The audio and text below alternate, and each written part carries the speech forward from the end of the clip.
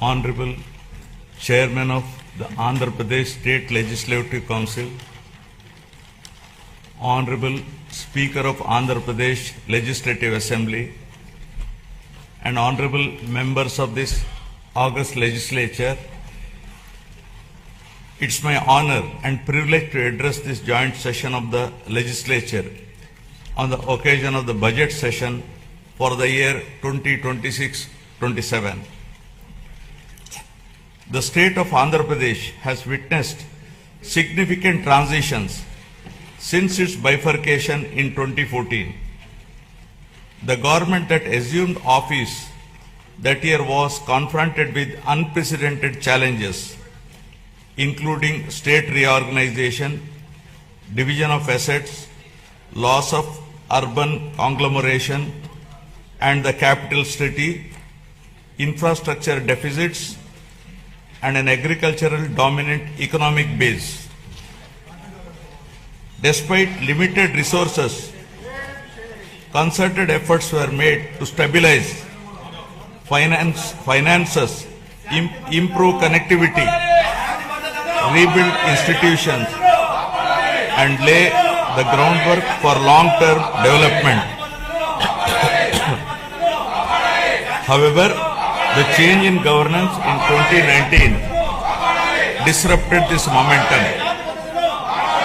Systemic governance failures emerged, growth stalled, financial stress intensified, institutions destroyed, total anarchy with breakdown of law and order, arbitrary restrictions placed through misuse of Section 22A,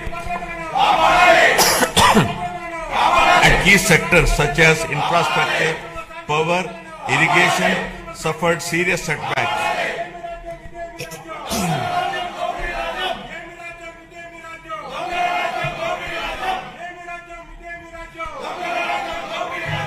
Disenchanted by these experiences, the people of Andhra Pradesh responded their faith once again in my government in 2024, granting an unprecedented mandate to rebuild the state.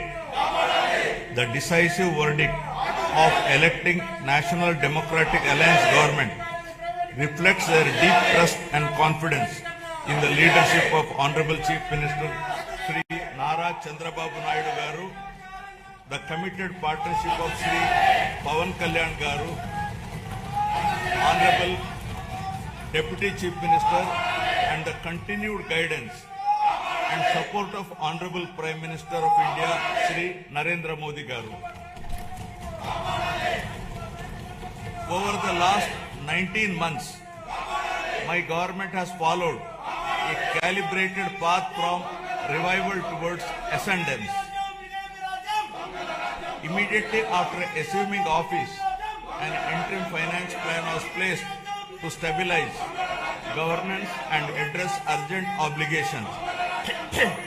This was followed by our first budget, prepared within a short span, which focused on delivering Super 6 and other welfare measures and restarting development activity. Over the next 9 months, corrections were made in policies, system, and expenditure priorities. We then presented a full-year budget anchored in a long-term vision. Today, governance has moved beyond revival with welfare, development, and governance aligned to future-ready models. Upon assuming office, my government placed transparency at the forefront by releasing 7 white papers that objectively documented and thereby made common citizens understand the misgovernance in public finances, derailment of the Polavaram project, destruction of the power sector, misappropriation of natural resources, criminal excise policies, deterioration in law and order, and the misguided 3 capital proposal with an aim of destroying futuristic Amaravati that stalled the state's overall progress. By openly acknowledging the problems, my government demonstrated transparency and seriousness of intent. rather than treating them as standalone reports. Government viewed these papers as a starting point for course corrections. Present phase of governance is extremely critical and cannot be considered business as usual. It calls for a clear roadmap and a shared resolve for transformative governance. Accordingly, the government has unveiled the Swarnandhra Vision 2047, placing families and communities at the heart of development. This vision seeks to harmonize prosperity with dignity, growth with equity, and ambition with sustainability. It is in this transformative journey the state draws inspiration from the timeless wisdom of our civilizational heritage, reflected in the Pavamana mantra from the Brihadaranyaka Upanishad.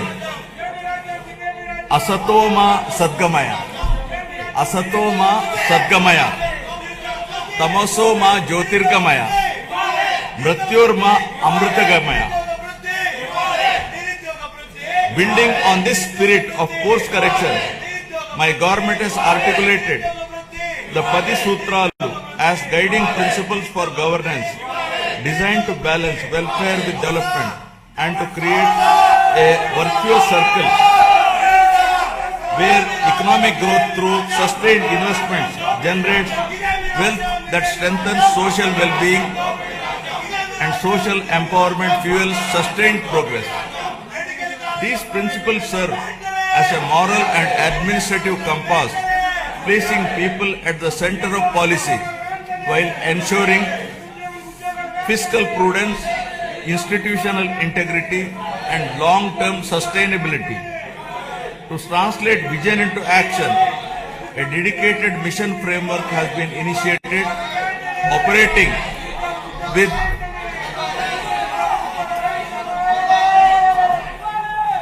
To translate this vision into action, a dedicated mission framework has been initiated, operating with clearly defined objectives, milestones, and accountability mechanisms. Anchored in this guiding spirit, the government has proceeded with focus and resolve. The Swarnandhra vision lays out a clear economic pathway, aiming for sustained high growth to build a rupees 308 lakh crore economy with a per capita income of rupees 55 lakh by 2047. While the long-term pursuit remains firm, the government is undertaking regular interventions and mid-course corrections to stay aligned with evolving realities. A structured review and monitoring framework has been instituted with periodic conferences of ministers, secretaries and district collectors to assess progress, address bottlenecks and implement timely course correction, ensuring accountability and continuity in execution.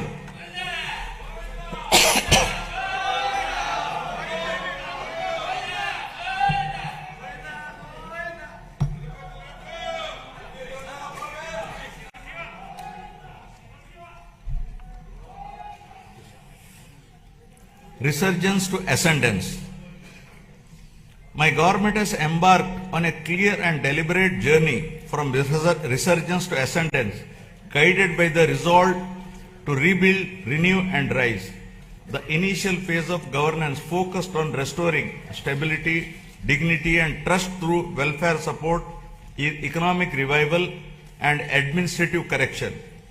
Having laid this foundation, government is now shifting towards long-term transformation by investing in human potential, sustainable development and responsive governance. Policies are being aligned with outcomes, institutions are being strengthened, and citizens are being placed at the center of decision making. This transition reflects a movement from recovery to confidence and from intent to enduring progress.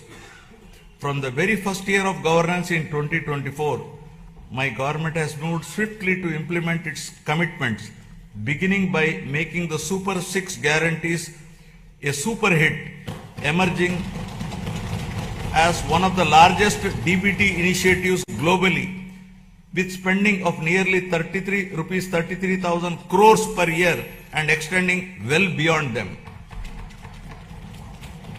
Under NTR Bharosa, my government stands firmly with the